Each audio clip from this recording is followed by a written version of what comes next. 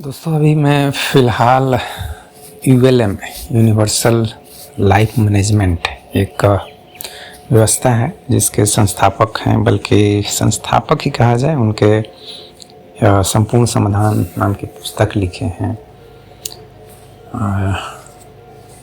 तो उनसे मैं सवाल करता हूं कि कैसे ये गरीब, बेरोजगारी या शिक्षा और बाकी जो समस्याएं हैं उसको कैसे दूर करेंगे। तो हम दोनों की बातें कुछ ठीक से तर्क वितर्क हो नहीं पाता है। तो मुझे लगा कि यार आम आदमी को क्या चाहिए, शायद मैं उनको ठीक से एक्सप्लेन नहीं कर पा रहा हूँ उनके सामने कि, तो इसलिए उस चीज़ को इस वीडियो में एक एग्जाम्पल के थ्रू मैं बताना चाहता हूँ। हुआ इनकी ये कुछ 1995 की बात है और मैं आईआईटी में या इंजीनियरिंग एग्ज़ाम्स जो भी उस समय थे 1995 या 93-94 के समय बोलिए, 95 तक तो मैं डिसाइड कर लिया कि ठीक है मैं इंजीनियरिंग एग्ज़ाम में अच्छा रिजल्ट नहीं कर पाऊँगा और इसलिए मुझे इस लाइन को छोड़ देना चाहिए और मुझे बैंक, रेलवे या एसएससी इस तरह के जो एग्ज़ाम हैं उन एग्ज़ाम की तैयारी में मुझे लग जाना चाहिए। क्योंकि क्या फ़ायदा है, जब 2 साल काफ़ी है ना, कितनी बार एग्ज़ाम देंगे। तो मैं एग्ज़ाम को ऐसा छोड़ के और फिर मैं पटना से टाटा आ गया था।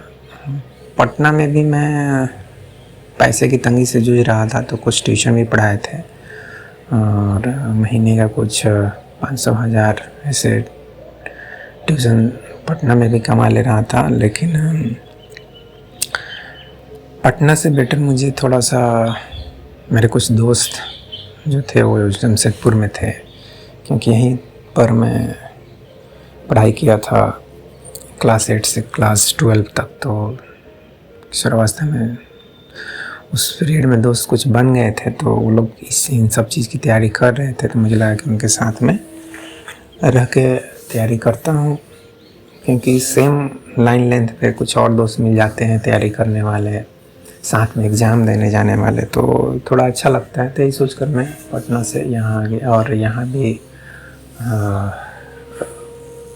वही काम करने लगा। मतलब जैसे वहाँ पे कुछ बच्चों को ट्यूशन पढ़ा के पैसे कमा रहा था, घर से भी पैसे मिल रहे थे। लेकिन जब मैं आईआईटी में फ़ेल हो गया, इंजीनियरिंग एग्ज़ाम में फ़ेल, क्योंकि टारगेट वही लेके गया था पटना में कुछ 93 में, लेकिन जब फेल हो गया टारगेट तो फिर घर से पैसे देने बंद कर दिए।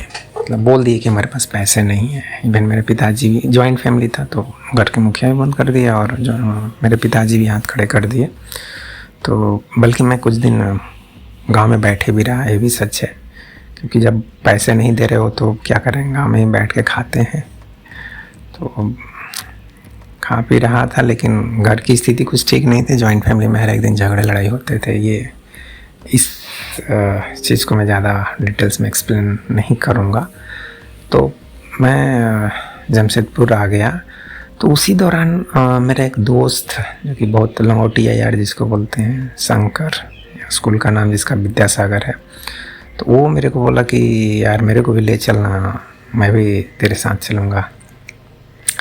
तो मैं बोला तू क्या करेगा वहाँ, तू तो एग्ज़ाम कुछ तैयारी वारी करना नहीं है तेरे को नौकरी के लिए, तो क्या करेगा जाके।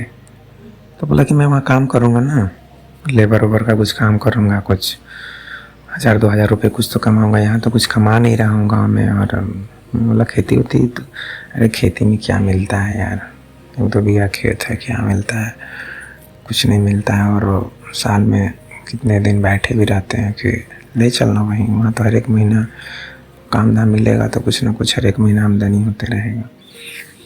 मैं बोला, बहुत लंगोटिया यार था, उसकी बात को मैं ये भी नहीं कर पाया कि नहीं यार मैं लेके नहीं जाऊँगा। तो मैं बोला ठीक है चलो। तो हम लोग गांव से ही वो चावल आटा ये सब लेके अपना आ गए। मेरा तो वहाँ मतलब रहता ही था, मेरे को तो मालूम था, मेरे कई दोस्त थे जैसे कि प्रमोद, नीलकमल और भी संजय। तो मेरे लिए कोई दिक्कत इतना नहीं था वहाँ क्वार्टर वाटर खोजना है सब, तो प्रमोद का क्वार्टर था उसमें हम लोग रह रहे थे। तो मैं तैयारी कर रहा था अपना भाई, bank, railway, math, reasoning, GK, जो चीज़ मैथ पढ़ने के लिए कुछ था नहीं ऐसा।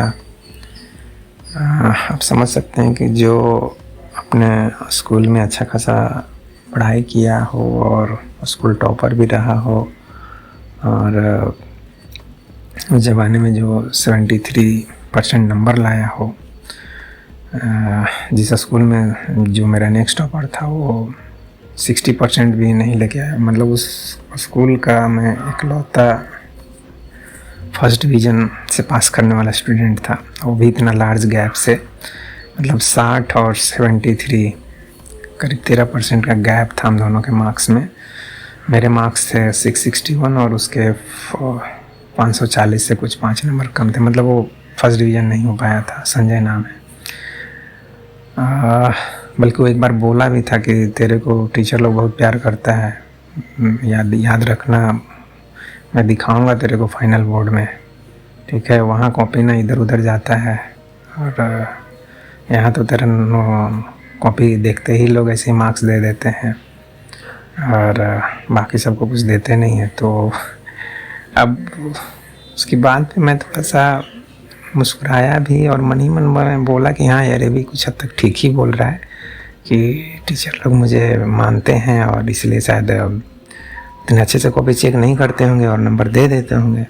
संभव है। मैं बोला उसको, हाँ यार तेरी बात कुछ हद तक सही है, तो ठीक है यार, मैं तेरा इस बात को मैं ध्यान में रखूँगा। और ऐसा इत्तेफाक हुआ कि प्री बोर्ड जो एग्ज़ाम हुआ था स्कूल में, उसमें भी वो फर्स्ट डिवीज़न नहीं कर पाया था या फर्स्ट डिवीज़न कर पाया था, एग्जैक्टली मुझे याद नहीं है। लेकिन मेरे मार्क्स जो थे वो प्री बोर्ड में भी 661, मतलब 73% मार्क्स थे। और ये इत्तेफाक की बात कहेंगे, और उतने ही मार्क्स मुझे फाइनल बोर्ड में भी आए। तो ये इत्तेफाक है, संजोग जिसको बोल देते हैं। अदरवाइज ऐसे कैसे संभव है कि सभी सब्जेक्ट्स के मिला के मार्क्स जितने प्री बोर्ड में जो कि स्कूल लेवल पे हुआ, उतना ही मार्क्स जो फाइनल बोर्ड, एक्चुअल बोर्ड जो कि दूसरे जगह सेंटर था वहाँ पे हुआ, और दोनों मार्क्स बराबर हो जाएं। ऐसा बहुत rare of the rarest case में होता है।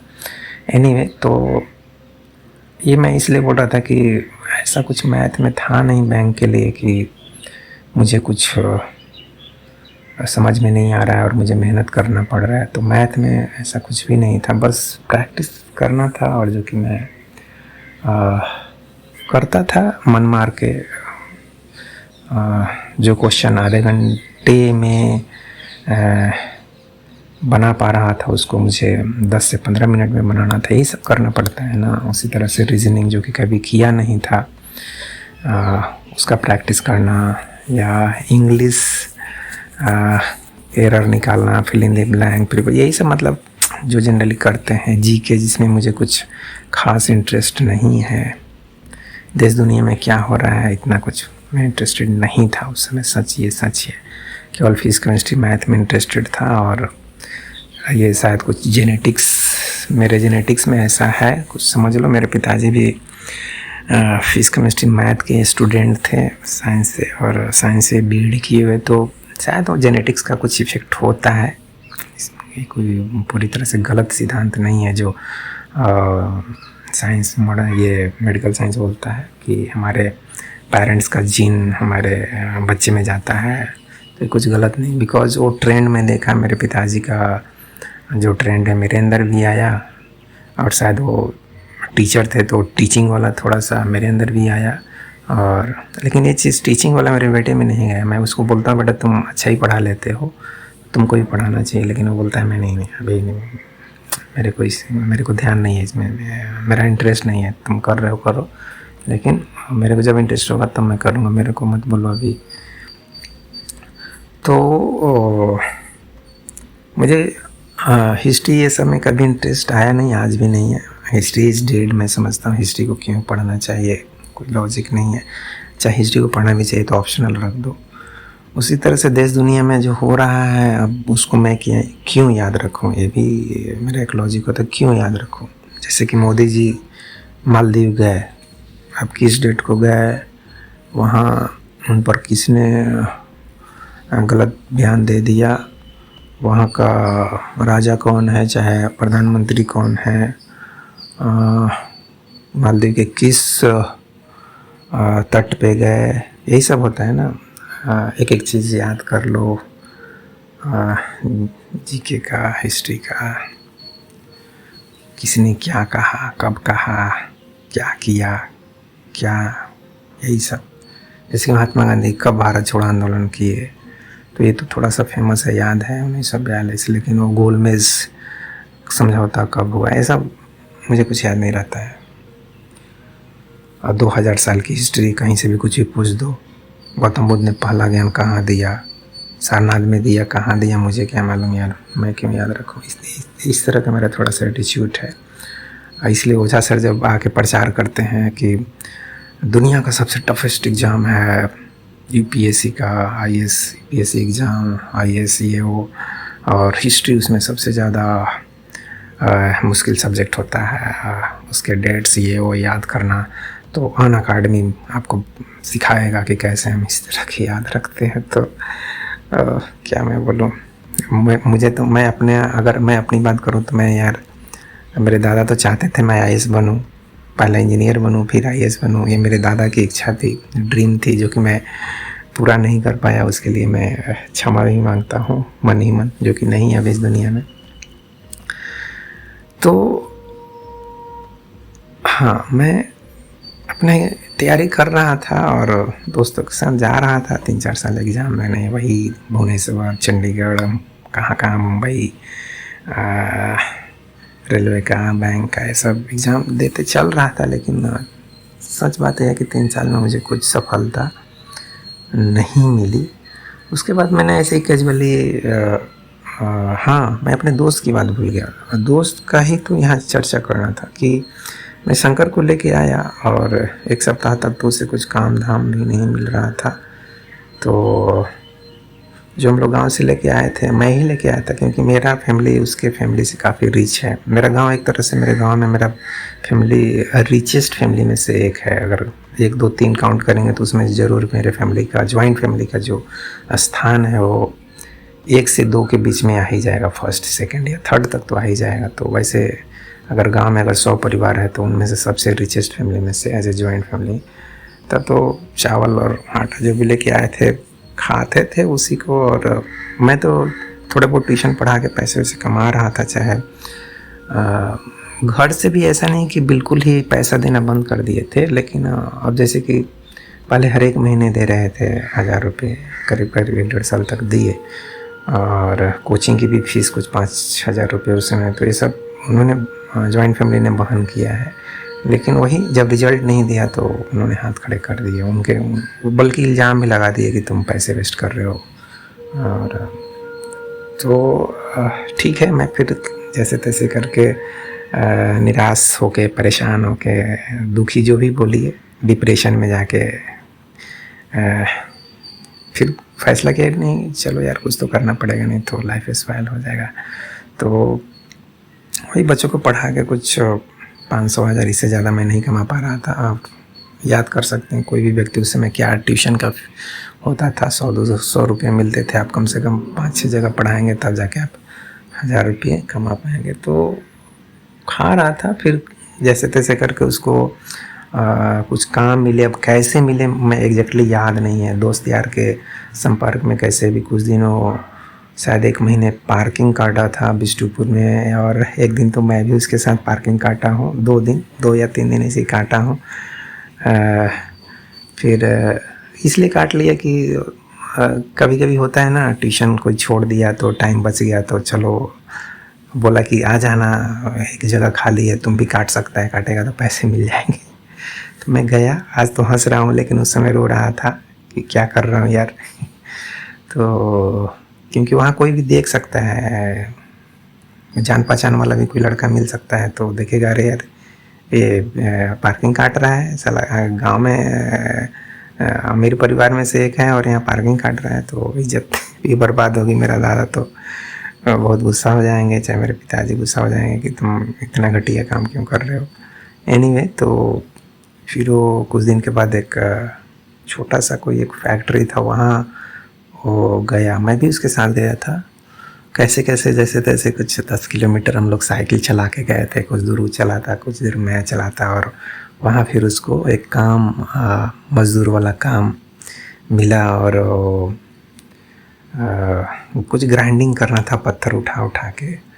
तो उतना दूर वो करीब करीब 8 से 10 किलोमीटर साइकिल चला के जाता था और फिर शाम को आता था। तो मैं उसको गाँव में ये बोला था, यार तू जाएगा तो ठीक है, खाना वाना बनाने आता है ना, क्योंकि मैं खाना बनाते बनाते परेशान हो गया। तो बोला हाँ यार, खाना हम बनाएंगे, तुम खाना बनाने का बिल्कुल टेंशन मत ले। अब साला ये यहाँ आया तो खाना कहाँ बना रहा है, वो साला सुबह सुबह चला जा रहा है, शाम को आ रहा है। तो मैं सोचा कि यार ये क्या लफड़ा है, मुझे मेरे ही को खाना बनाना पड़ रहा है। और मेरे को बोलता था अच्छा तू ज़्यादा नहीं, केवल दाल बना के रख देना। ऐसे चल रहा था दोस्ती यारी में। कभी कभी मैं नाराज़ भी हो जाता था, क्या यार तुम, मुझे ही खाना बनाना पड़ रहा है, अरे यार तो क्या करें। मैंने ऐसे तकलीफ़ में एक तरह से लाइफ चल रही थी। तो ये कहानी मैं इसलिए सुना रहा हूँ दोस्त कि अब मैं भी एक गरीब स्ट्रगलिंग यूथ था, वो भी एक गरीब स्ट्रगलिंग यूथ।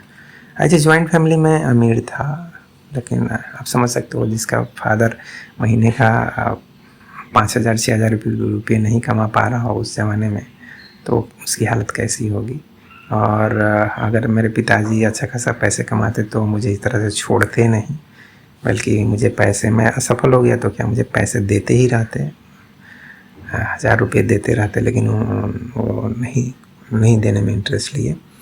तो मैं ये कहना चाहता हूँ कि देखो दोस्त, जिस तरह से मैं स्ट्रगल कर रहा था, जिस तरह से मेरा दोस्त स्ट्रगल कर रहा था, और आज भी वो कुछ ज़्यादा पैसे नहीं कमा रहा है, वही 20-25 हज़ार, इससे ज़्यादा नहीं कमा रहा है, उसी तरह से स्ट्रगल करते हुए अपना लाइफ जी रहा है। तो मेरे और मेरे दोस्त शंकर के जैसा मेरे देश में कम से कम करोड़ों लोग हैं, आप जानते हैं, ठीक है। वैसे ही करोड़ों लोग बूढ़े हो जाते हैं फिर मर जाते हैं। जैसे मेरे माँ पिताजी को ले लो, क्या है, मर जाएंगे कुछ दिन में। ऐसे बूढ़े बुजुर्ग तो जोड़ोगे तो कुल मिला के 70-80 करोड़ लोग हो जाएंगे हमारे देश में। लेकिन इस तरह के स्ट्रगलिंग करने वाले जो युवक हैं, वो आज के टाइम पे भी 10 से 15 करोड़ तो होंगे ही, 15 करोड़। तो उनकी जगह पर मैं आज अगर मैं अपने को इमेजिन करूँ तो एक यूथ तो यही कहेगा ना यार कि हमें एक ग्रुप डी का ही नौकरी दे दे भाई, जो सैलरी मिलती है 15-20 हज़ार, वो नौकरी दे दे।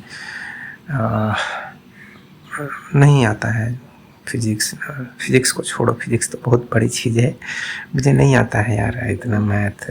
मैं भी ऐसे ही मन में सोचता था यार मुझे नहीं हो रहा है यार, नहीं बना पा रहा हूँ इतना स्पीड में मैथ, इतना स्पीड में रीजनिंग नहीं कर पा रहा हूँ, ठीक है। जीके ओके तो याद हो नहीं है, ऐसे ही कुछ थोड़ा बहुत जो भी। अब 3-4 साल जो फिजिक्स केमिस्ट्री मैथ पढ़ा हो, उससे आप पूछोगे महात्मा गांधी कब गए इंग्लैंड, तो क्या मालूम, हमको क्या मालूम यार, नहीं इंटरेस्ट है। और उस पीरियड में मेरे को नोवेल पढ़ने का भी शौक़ चढ़ा था, खासकर आध्यात्मिक, धार्मिक, और भी सिडनी शेल्डन के नोवेल, और तो जेम्स लिचवी, ये सब के नोवेल भी पढ़ते रहता था। बल्कि किताब ये एग्ज़ाम से ज़्यादा वो सब पढ़ता था।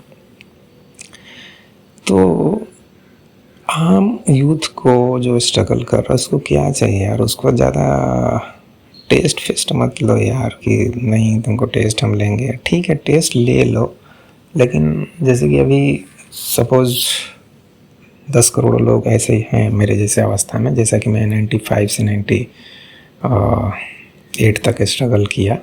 चाहे मेरा दोस्त अभी भी स्ट्रगल कर रहा है, वो अगर उस समय वो मान लो कि 1,000-2,000 रुपये कमा रहा था 95 में, तो वो अभी वो 20,000 रुपये कमा रहा है। बस यही है, मतलब इसी टाइप से उसका सैलरी बढ़ा है। और जहाँ की मैं प्राइवेट कंपनी में 7,000 कमा रहा था, फिर गवर्नमेंट में 5,000 कमा रहा था, लेकिन वो हमारी सैलरी 5,000 से बढ़ के 20 सालों में 70,000 तक पहुंच गई। तो जबकि मेरे दोस्त की सैलरी क्या हुआ, वही लेबर क्लास पे ही वो अटका हुआ है, उसकी सैलरी में कोई ग्रोथ नहीं हो रहा। आज अगर मतलब लेबर को जो इनिशियली अपॉइंटमेंट के समय जो सैलरी होती है वैसा ही कुछ बेसिक सैलरी मिल रही है, जबकि अगर वो गवर्नमेंट नौकरी मिलती उसको उस समय तो वो सैलरी भी उसकी सपोज़ 3,000 या 4,000 से 50,000 तक पहुंच जाती है 20 साल नौकरी करने के बाद। जैसे कि मेरे समय में जो 1999 में जो नौकरी ज्वाइन किए होंगे लेबर का, उनकी सैलरी आज के टाइम पे 60,000 से कम नहीं है।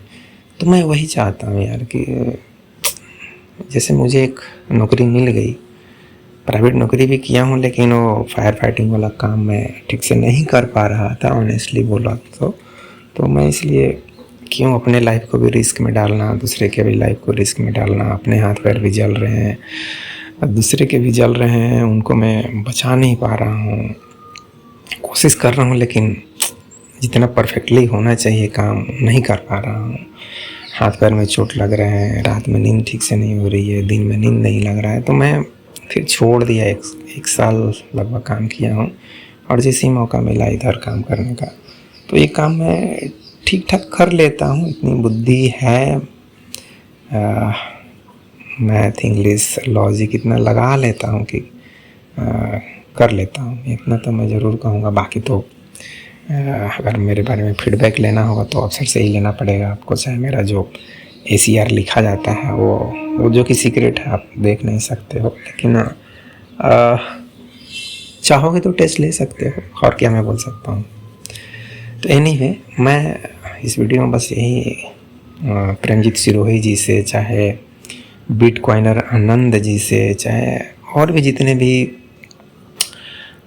नोबेल प्राइज़ विनर इकोनॉमिस्ट हैं, दुनिया के बड़े बड़े जो दार्शनिक है, इंटेलिजेंट हैं, और क्या क्या डिग्री और उपाधि लेके बैठे हुए हैं, चाहे गुरु हैं लाइक आचार्य प्रशांत, इस तरह के जो गुरु हैं, महात्मा हैं, भगवान हैं, उन सब के सामने यही मैं बात रखना चाहता हूँ कि दोस्त, जो परेशान है ना, उसको ज़्यादा कुछ समझ में नहीं आ रहा है। सच पूछे तो मुझे भी ज़्यादा समझ में नहीं आता था। विश्वास करो या ना करो, मैं अपने दोस्त जयप्रकाश और टूना के साथ साक्षी का जो रोज़गार क्या एम्प्लॉयमेंट एक्सचेंज बोलते हैं ना, वहाँ पे जाके मैं लेबर के लिए भी ये किया हूँ कि मुझे लेबर की भी नौकरी मिल जाए तो कोई दिक्कत नहीं, मैं करूँगा। चपरासी लेबर, ग्रुप डी वाली नौकरी, ये अगर आप 1998-99 का जो, अगर इतना तो पुराना रिकॉर्ड कौन रखता है, लेकिन अगर आप मेरे दोस्त जयप्रकाश से पूछोगे तो वो बोल देगा कि हाँ यार, ये लेबर के लिए भी अप्लाई किए थे कि लेबर का भी नौकरी मिल जाए तो करेंगे।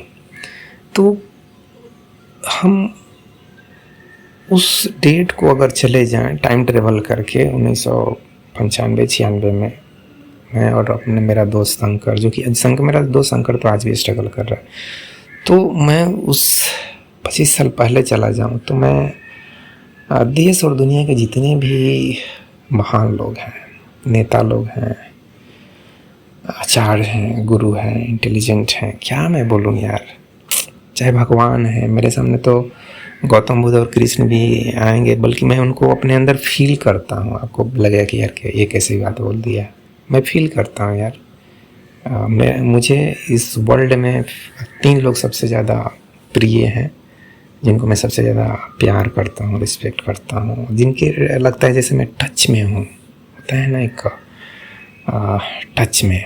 जैसे कि अगर रियल लाइफ में बोलेंगे तो मैं अपने दोस्त एक रंजीत वर्मा है, उनके टच में फील करता हूँ, या मैं अपने बेटे के टच में फील करता हूँ, अपनी वाइफ से भी टच में हूँ। ऐसा नहीं है कि वाइफ को फील नहीं करता हूँ, उसके भी टच में हूँ। उसी तरह से मैं श्री कृष्ण को लगता है जैसे मैं फील करता हूँ, गौतम बुद्ध को फील करता हूँ, आइंस्टीन को मैं फील करता हूँ।